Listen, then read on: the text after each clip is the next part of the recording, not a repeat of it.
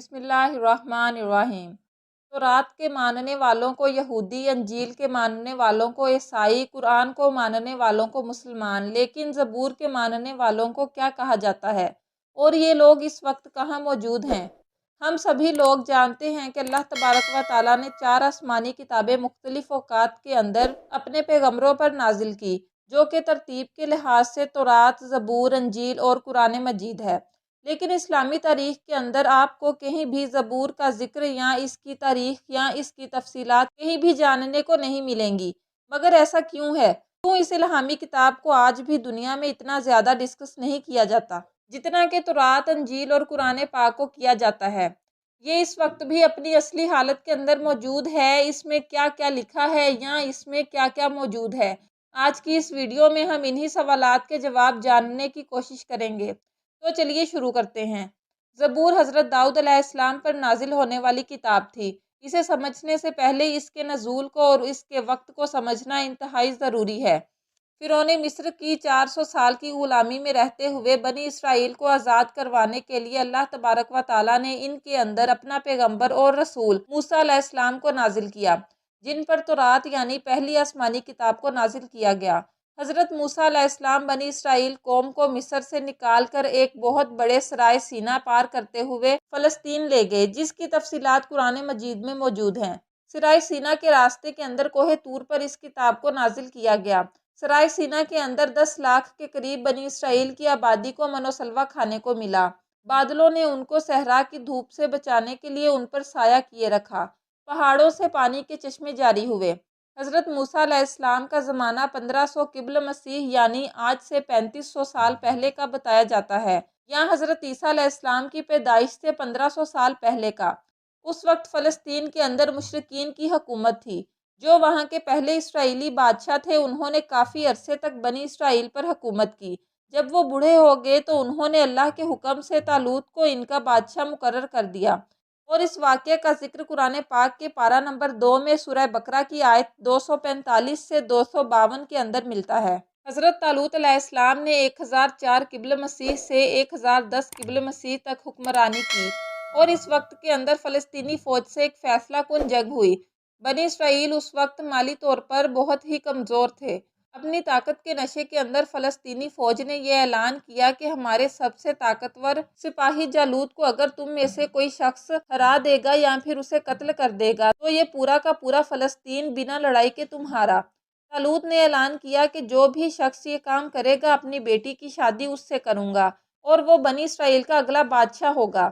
اسی دوران حضرت داؤد علیہ السلام، جو کہ اس وقت بکریاں چرایا کرتے تھے، سامنے آتے ہیں اور اپنے وار سے جالوت کو جہنم واصل کر دیتے ہیں، اور وعدے کے مطابق اب فلسطین بنی اسرائیل کے حوالے ہو جاتا ہے۔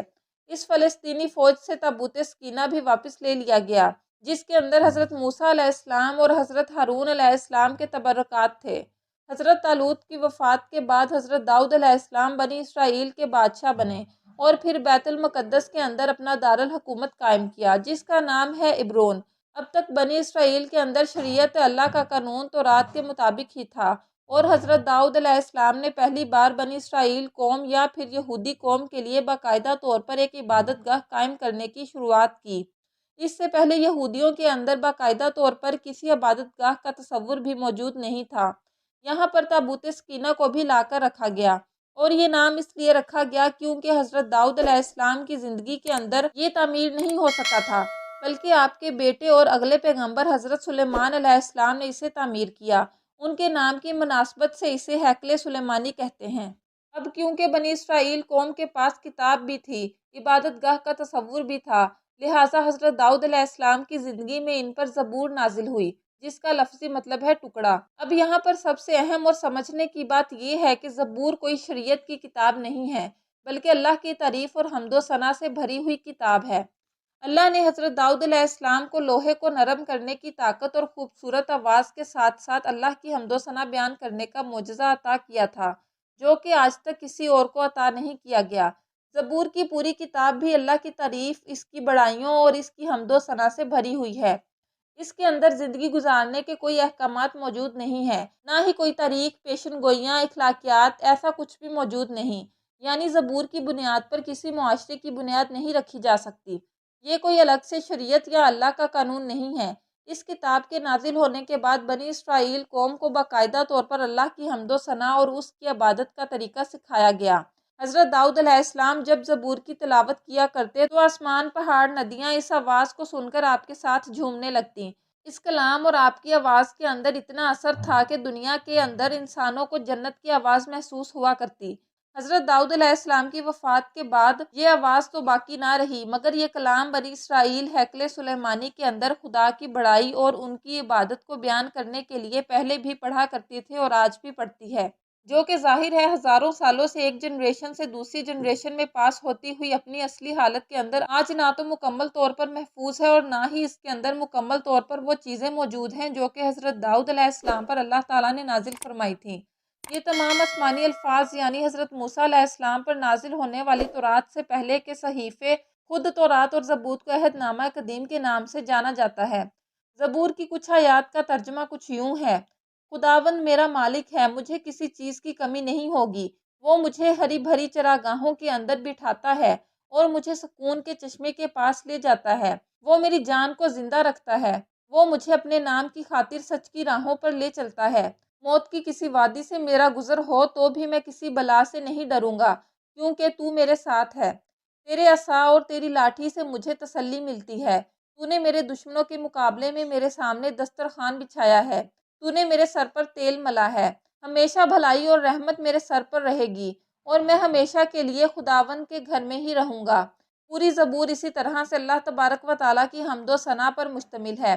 اسی لیے زبور کو شریعت کے طور پر ماننے والا کوئی بھی شخص دنیا کے اندر موجود نہیں، اور نہ ہی اس کا ذکر ایسی آسمانی کتاب کے طور پر ملتا ہے جو کہ کسی ایک فرقے کا قانون ہو، کیونکہ اللہ کی تعریف اور اس کی حمد و ثنا تو دنیا کا ہر ایک مذہب اور اس کا ہر ایک طبقہ کرتا ہے۔ یہ سب کی کامن زبان ہے جس پر کسی کو بھی کوئی اعتراض نہیں۔